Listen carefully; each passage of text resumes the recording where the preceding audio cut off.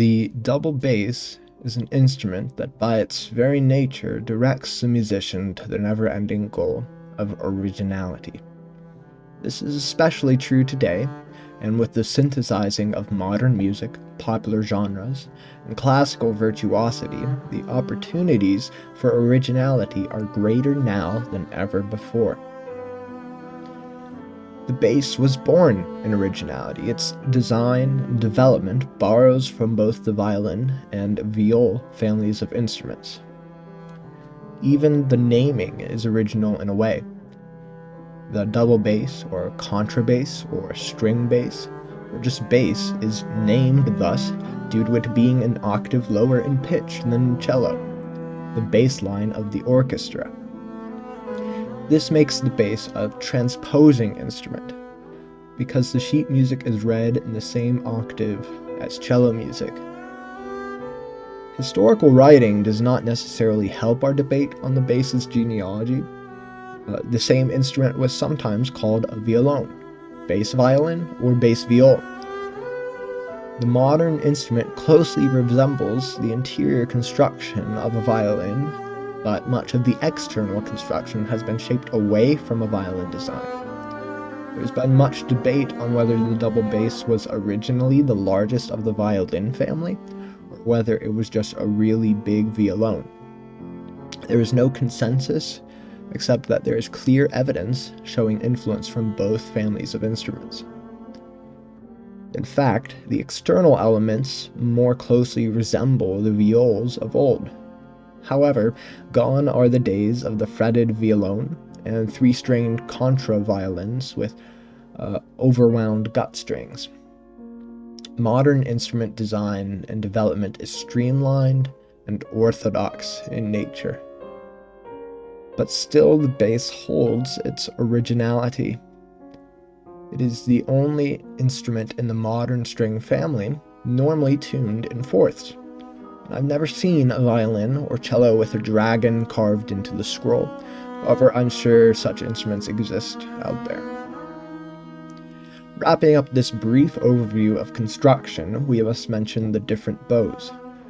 Double bass players use either a German or French-style bow.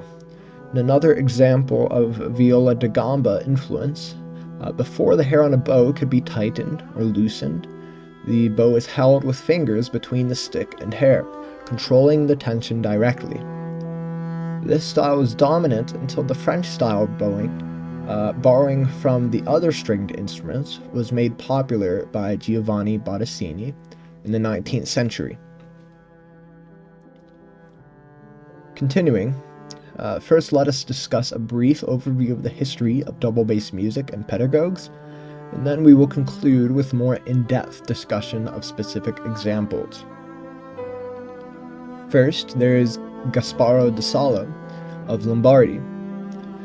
17th century musician, da Salo was a gifted luthier and considered one of the earliest violin makers. He had a family of much musical notoriety, including a contemporary of Monteverdi and a papal court musician. Da Salo can be counted as the first double bass virtuoso.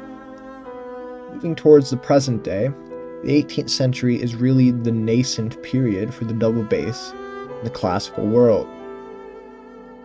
Most prominent composers of the period wrote works specifically for double bass. The century being the bridge between the Baroque and classical styles, was a unique environment for this development. As written by Leopold Mozart, one can bring forth difficult passages easier with a 5-string violon. I heard unusually beautiful performances of concertos, trios, solos, and etc. The first double bass concerto was from Joseph Haydn.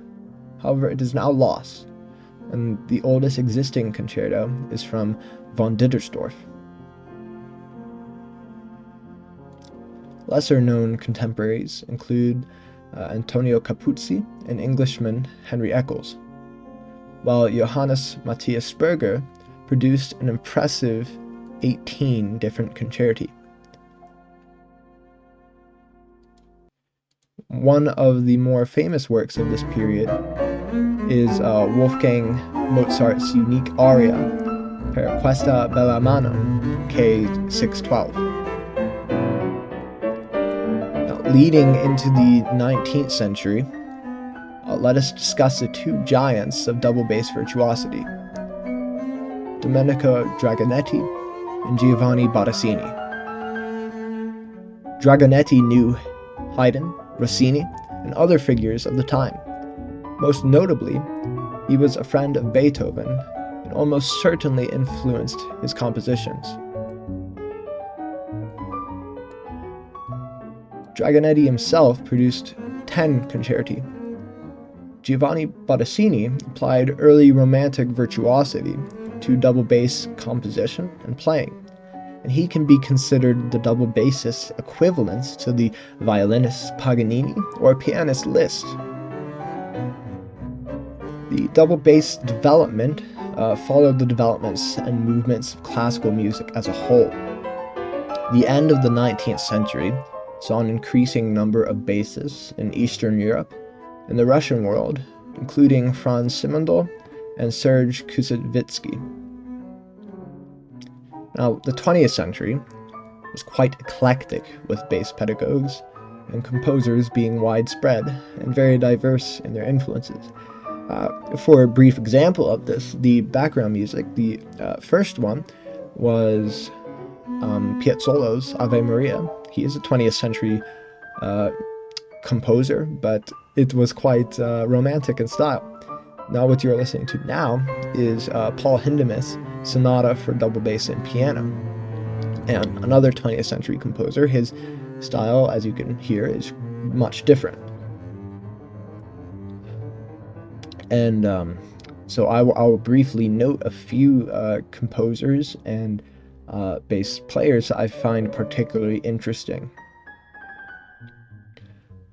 First, Edouard Nani was professor of bass at the Paris Conservatory for many years and had a very important pedagogical legacy. His ideological successor, Francois Rabat, learned his craft through a book of Nani's, but was unable to learn from Nani in person before his death. Rabat continued to study in Paris and developed a modern strain of double bass pedagogical thought. Now, Nikos Skalkotas wrote a concerto for double bass and orchestra in the Second Viennese school style, of which I am particularly fond of. He is one of Greece's most famous composers. Another composer influenced by modernism who wrote for bass was Paul Hindemith, while postmodernist John Cage also included bass in his material. Americans Elliott Carter, Charles Ives, and minimalist Philip Glass wrote pieces for or with double bass in their respective styles. 20th century Romantic, Neo-Romantic, or style-mixing composers included Reinhold Glier, Edouard Tubin, Lars Erik Larsson, Darius Milhaud, Astor Piazzolla, and Mieczysław Weinberg. Now, arguably, the most influential bassist of the modern era was Serge Koussevitzky. His career had such volume and diversity that it had to leave a long legacy. His career bridged late Romantic Europe and Tsarist Russia all the way to 1940s America. His compositional work is a standard for modern double bassists. His performance career was nothing to scoff at either, though. He spent around 2 decades as a music director for the Boston Symphony Orchestra, and his conducting legacy includes debut performances with Rachmaninoff, Stravinsky, and Ravel. However, it can be argued that his organizational skills and publishing work was as influential as his personal work in music. His legacy continued with bassist Gary Carr, founder of the International Society of Bassists, and virtuoso of orchestras worldwide. Gary Carr was a student at Indiana University, and he was a student of a bassist who performed under Kusevitsky's baton, Stuart Sankey. Stuart Sankey also taught contemporary bassist Edgar Meyer.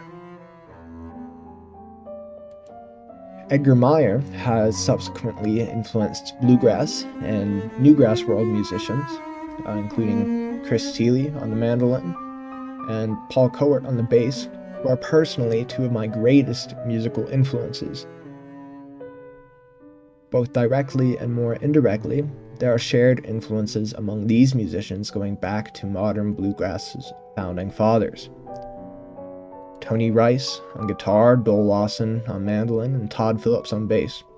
These three men have directly influenced my playing through my mentors in bluegrass and my personal work, and they've influenced countless others too.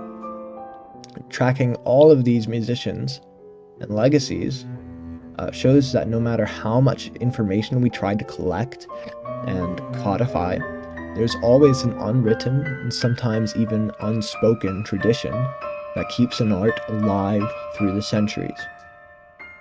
We also see how for such an art to continue to live, it must continue to change or grow. So we have seen the history of the double bass, its construction and its people through the centuries and into the modern day.